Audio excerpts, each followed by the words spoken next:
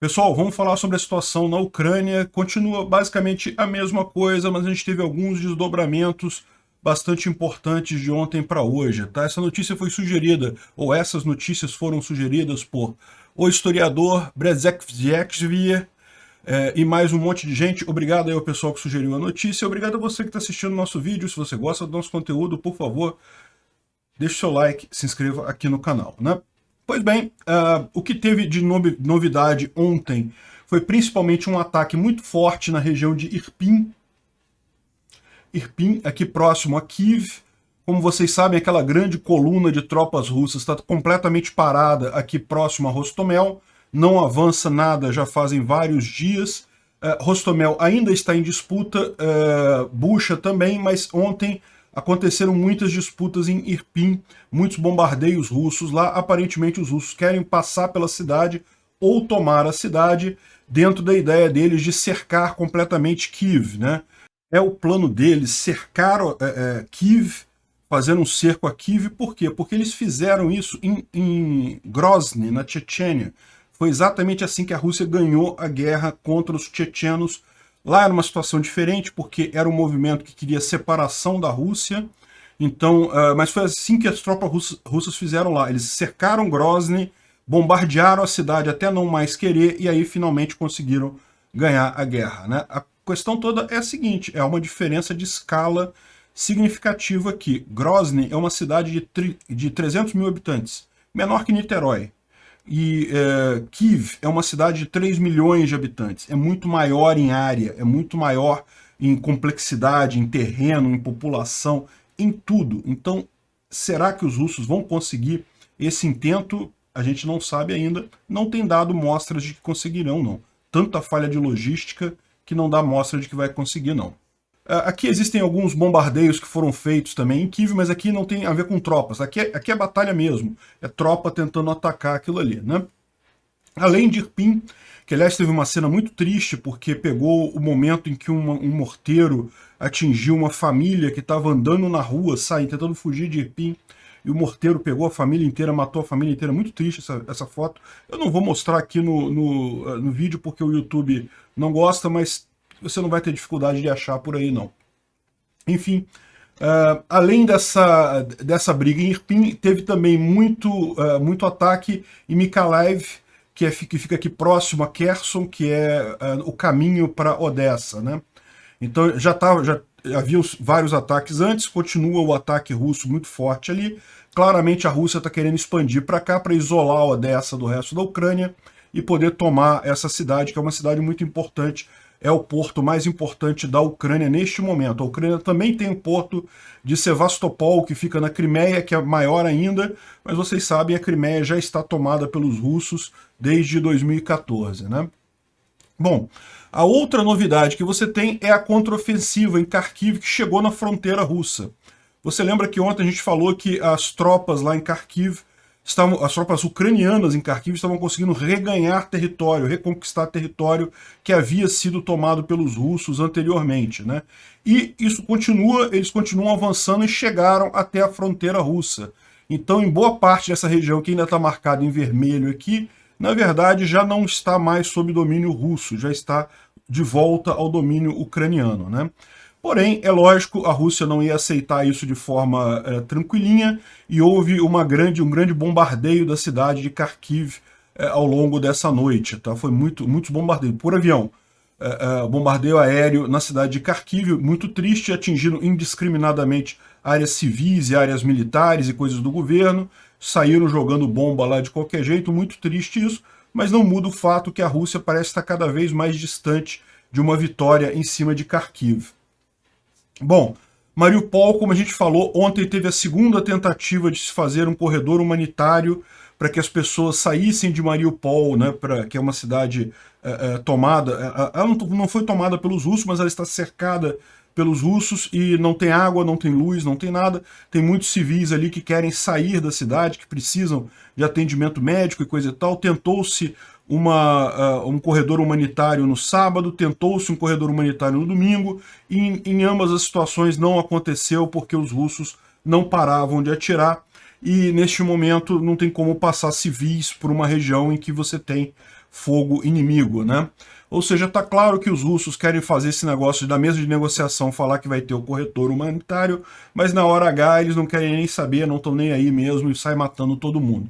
Muito triste isso daí, né? Enfim, o que tem de outras novidades, além da parte militar, houve um negociador ucraniano, Denis Kyriev, que morreu ontem, na verdade anteontem, no sábado. Aí existem várias versões dessa história. Uma das versões é que ele estaria em um grupo fazendo uma missão especial e acabou sendo morto junto com outros 3 membros do serviço de inteligência. Porém, existem pessoas que dizem que foram os próprios ucranianos que identificaram que ele era um agente duplo, ele estava fornecendo informações para os russos e daí acabaram matando ele. A gente não sabe qual é a verdade dessa história aí. Que existem agentes duplos em todo lugar, existem, então não se pode descartar nenhuma dessas alternativas, né? Ele fazia parte do grupo de ucranianos que estavam negociando com os russos, vai ser substituído, vamos ver o que acontece a partir daí. A grande mudança que a gente teve ontem foi justamente a OTAN, parece que começando a se mover em direção a essa guerra. O que eles estão percebendo é o seguinte, o Putin está fazendo tanta besteira que ele está ficando acuado na própria guerra dele. E daí o que vai acontecer em seguida vai envolver todo mundo de qualquer forma. Então não tem muito como ficar neutro nessa guerra. A OTAN está evitando a todo custo entrar nesta guerra, mas a coisa parece ser mais uma questão de tempo, de não entrar imediatamente na guerra, mas que vão acabar entrando na guerra, vão. E bom, o primeiro passo ontem foi com a OTAN dando sinal verde para envio de aviões à Ucrânia. Vocês lembram, logo no início da invasão, a Polônia e vários outros países ali próximos à Eslováquia, países próximos à Ucrânia, ofereceram jatos para a Força Aérea Ucraniana, né, justamente para garantir essa defesa do território ucraniano. Isso pode parecer uma bondade enorme, afinal um jato desse custa uma fortuna, mas na verdade o fato é que a Polônia, a Eslováquia, todos aqueles países ali próximos à Ucrânia, sabem que se Putin conseguir anexar a Ucrânia, meu amigo, ele não vai parar aí. Ele não vai ficar contente, não anexei a Ucrânia, tá tudo bem agora, vou parar por aqui. Pode ser uma questão de tempo, mas mais dia, menos dia, ele vai estar querendo ameaçar a Eslováquia, Polônia, Romênia, todos os países ali na coisa, certamente a Moldova. Enfim, no final das contas, eles sabem que a defesa da Ucrânia é defesa de todo o leste europeu, então faz todo sentido eles disponibilizarem esse material para a Ucrânia, né? Agora, é lógico, a Rússia não está feliz com isso, ela falou que isso equivale aos países entrarem nesta guerra. Tecnicamente não equivale não, mas aí fica a curiosidade, né? Será que a Rússia vai ter coragem de, por exemplo, bombardear a Polônia, né, que é um país da OTAN? Vamos ver como é que vai ser isso daí. Enfim, parece que a Polônia já está com essas negociações para mandar caças à Ucrânia, então que vai haver essa disponibilização de aviões, vai. A questão toda é como a Rússia vai reagir a isso. Ela vai escalar ou ela já está numa posição tão frágil que não vai conseguir fazer muita coisa? Bom, vamos descobrir nos próximos dias aí, né?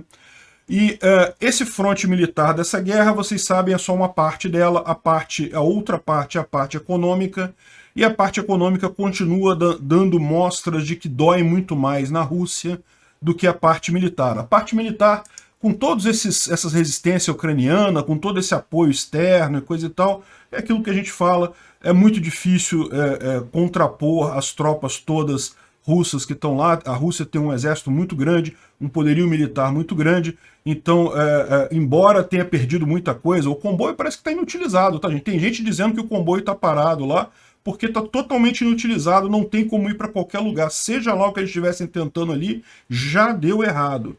Mas não sei, né? Pode ser que não seja isso, que seja outra coisa. De qualquer forma, apesar de todos esses custos, todos esses gastos, os russos têm muito material militar. A tendência é eles conseguirem ganhar isso contra os ucranianos, por mais que você tenha, em algumas situações, até contra-ataques, contra-ofensivas ucranianas, né? Bom, e para esse fronte econômico que eu considero o mais importante deles, a gente tem a Europa, o Japão, os Estados Unidos discutindo a proibição de importação do petróleo russo. Veja que eles não falam ainda no gás russo, porque para a Europa o gás russo é algo muito importante ainda. Parece, a impressão que dá nessa história toda, eu até fiz um vídeo sobre isso anteontem, falando sobre o ESG, sobre esses movimentos ambientalistas, e agora parece que por trás disso tudo estava a Rússia, ou seja, a Rússia trabalhou durante anos para aumentar a dependência europeia do gás russo, justamente para ter essa carta, neste momento de invasão da Ucrânia, de poder cortar o gás da Europa. Né? Não cortou ainda, por quê? Porque, como eu falo, é uma dependência de ponto a ponto. A Rússia também depende do dinheiro que entra pela venda do gás. Então, cortar o gás é uma coisa ruim para a Rússia. Então, mas, de qualquer forma, pretendem acabar com a importação de petróleo russo. O que isso significa? Isso significa que o preço do petróleo vai subir. Infelizmente, essa é a previsão que está tendo todo mundo aí todo mundo está vendo que vai acontecer isso. Não vai ter alternativa, petróleo mais caro ao longo deste ano. Infelizmente isso atrapalha Bolsonaro, sim, não tenha dúvida, pode ter certeza disso, mas é lógico, atrapalha muito mais a Rússia, né? Então a Rússia vai ficar numa situação muito pior economicamente sem o dinheiro do petróleo. Eles já estão com dificuldade de manter essa guerra do jeito que está, porque, lembra, essa guerra custa caro e a economia da Rússia é do tamanho do Brasil, gente. Não é um país superpotência como já foi a União Soviética no passado. Ainda é um país forte, ainda é um país que tem uma boa economia, principalmente baseada no petróleo, mas não é essa coisa de poder jogar dinheiro fora como estão achando, e com essas sanções extremamente pesadas, a situação lá está ficando cada vez pior, né? E bom, a prova disso é que o Putin acabou de autorizar confisco de dinheiro nos bancos oficiais da Rússia. Plano Collor lá, meu amigo. É isso daí mesmo, que você pode imaginar, né? A Rússia está com dificuldade, não está com dinheiro, o governo precisa de dinheiro para manter a guerra. Guerra não é uma coisa barata, é uma coisa muito cara. Tem gente falando que os russos chegam a gastar 20 bilhões por dia nessa guerra. Eu não acho que seja isso tudo, pode ser 20 bilhões de rublos, mas 20 bilhões de dólares me parece muito dinheiro. Em todo caso, não deixa de ser caro. É muito caro sempre guerra, não tem jeito. Principalmente você fazer um ataque é algo muito caro, né? Então, no final das contas, o que o Putin fez? Ele fez uma lei autorizando o confisco de dinheiro ilegal nos bancos do país. O que é dinheiro ilegal nos bancos do país? É se você dinheiro de funcionários que exceda a receita oficial dos últimos 3 anos. Ou seja, se você não declarou dinheiro no imposto de renda, ou se o dinheiro não está de acordo com o que eles acham que deveria estar, eles podem retirar o dinheiro da sua conta, né? É lógico, eu não preciso dizer para você que tendo essa brechinha, é muito fácil para os burocratas tirarem todo o dinheiro de todo mundo se eles quiserem, porque sempre dá para achar alguma brecha ali de, não, esse dinheiro não está legal e coisa e tal. Enfim, você ganhou com criptomoedas, ganhou com alguma outra ação, com alguma outra coisa? Não, não vale. Tem que estar na receita oficial dos últimos 3 anos. Enfim, a lei também se estende a imóveis, veículos, títulos e participações de organização, tudo que puder ser transformado em receita para a Federação Russa. Ou seja, os caras estão desesperados por dinheiro. Essa guerra está saindo muito mais cara do que eles planejavam. O motivo disso a gente já falou aqui e repetimos novamente. Está claro para todo mundo agora, não é mais questão controversa. O planejamento do Putin era uma guerra de 3 ou 4 dias. Ele achou que ia chegar e invadir a fronteira da Ucrânia, o governo ia acabar desabando, o Zelensky ia fugir, os militares iam entregar as armas e acabar a guerra. E no final das contas, não foi isso que se viu acontecer. Certamente o presidente Zelensky tem uma participação importante disso, mas antes de mais nada, essa resistência é do povo ucraniano. Você pode ter certeza que se o povo não tivesse embarcado nessa defesa do território, a Rússia não teria dificuldade nenhuma de fazer o plano dela cair, né? Ontem saiu uma gravação, mais uma, que indica essa expectativa dos russos sobre a guerra, que foi uma fala do Lukashenko há 2 anos atrás, em que ele reafirmava que não vai haver a invasão da Ucrânia, que não há nenhuma possibilidade da Rússia invadir a Ucrânia, mas se acontecer isso vai ser uma guerra de 3 ou 4 dias, porque rapidamente a Ucrânia cairia para a Rússia. Essa é a visão que estava na cabeça deles desde então. Eles achavam que a Ucrânia não tinha nenhuma possibilidade. E por que eles achavam isso? Como a gente já falou, porque quando eles invadiram a Crimeia, foi isso que aconteceu. Eles invadiram a Crimeia em 2014 e as forças ucranianas que estavam ali simplesmente desmancharam no ar. Ninguém conseguiu resistir à Rússia. A Rússia só parou a invasão dela em 2014 justamente por conta das sanções econômicas naquela época, que também machucaram muito a Rússia. Eles acabaram parando na Crimeia, dizendo aquela história de que não, que a Crimeia era um território que era russo e foi cedido à Ucrânia, o que é falso. A Crimeia era território ucraniano sim, já desde a dissolução da União Soviética, né? Enfim, tem muita gente apontando que olha só, a Visa e a Mastercard cancelaram as operações na Rússia, mas olha só, os bancos russos vão recorrer a um sistema chinês, né? Olha só, tranquilinho, resolvido o problema, né? Não resolve o problema porra nenhuma. Imagina a dor de cabeça que esse pessoal vai ter, o prejuízo que eles vão ter com essa mudança de um sistema para o outro. Pior do que isso, eles ficam cada vez mais na mão da China. O que está acontecendo com a Rússia agora é que Putin jogou a Rússia num caminho de Coreia do Norte. A Coreia do Norte hoje em dia ela vive de interação com a Rússia, porque ela não interage com... Desculpa, a Coreia do Norte hoje vive de interação com a China, porque ela não interage com mais ninguém no mundo, porque as fronteiras são todas fechadas e coisa e tal. É o caminho que a Rússia está seguindo, vai se virar um pequeno apêndice da China. E olha o que acontece na Coreia do Norte. O governo está lá, continua, porque a China quer. Porque no dia que a China não quiser mais, ela tira o governo. E a Rússia está indo nesse mesmo caminho. Vai virar um puppet, uma marionete chinesa. Isso é muito ruim para o governo russo, inclusive. O governo russo está jogando por terra a sua soberania nessa guerra que não tem propósito nenhum, que não traz ganho nenhum para a Rússia. Foi uma tremenda de uma burrada. A questão toda agora é como é que eles vão fazer para desfazer essa burrada, né? Bom, dá para ver que a coisa está pegando lá na Rússia mesmo. Isso daqui, sabe o que é isso? É um checkpoint para ver mensagem no celular. Os guardas russos estão olhando mensagens nos celulares das pessoas na rua para garantir que elas não vão fazer protestos contra a guerra, para garantir que elas não estão protestando a favor da Ucrânia, esse tipo de coisa. Olha o desespero dos caras com a informação descentralizada e distribuída. Isso aqui faz alguma diferença? É lógico que não faz diferença nenhuma, gente, pelo amor de Deus. Isso aqui, pegar pessoas uma a uma para ver celular na rua, não tem lógica nenhuma.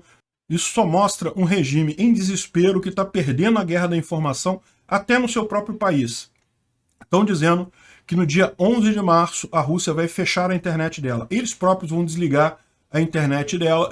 O Putin já fez um exercício desse há um tempo atrás. Então eles próprios vão isolar a internet no dia 11 de março. Devem estar esperando só preparações de empresas e coisa e tal. Vamos ver como é que vai ser isso, mas é mais um passo da Rússia em direção a virar uma nova Coreia do Norte. Vai ser a Coreia do Norte e do Oeste. Bom, e só para terminar esse vídeo, eu vou mostrar para vocês aqui um vídeo de como é que o Putin está nervoso. Isso aqui, ele tinha acabado de fazer um pronunciamento para a nação, um pronunciamento para o povo russo, falando sobre a guerra, como é que tá, que eles estão ganhando dos nazistas na Ucrânia e não sei o que lá.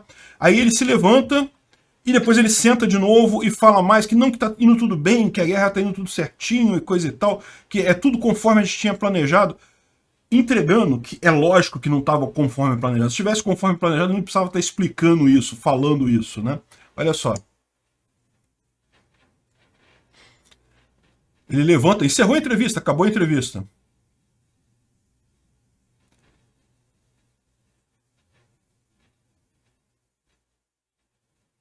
Aí ele volta e fala, não, pera aí, olha só, isso, a gente tá tudo certo. Eu preciso deixar claro para o povo russo que tá tudo certo. Deixa eu botar o som aqui, mas não tem... It's all up to speed, but I think the thrust of this speech was all about trying to keep Russians on track with him and with his war. He spoke about giving... Vocês viram, né? Ele levantou, acabou o discurso, depois ele voltou, não é...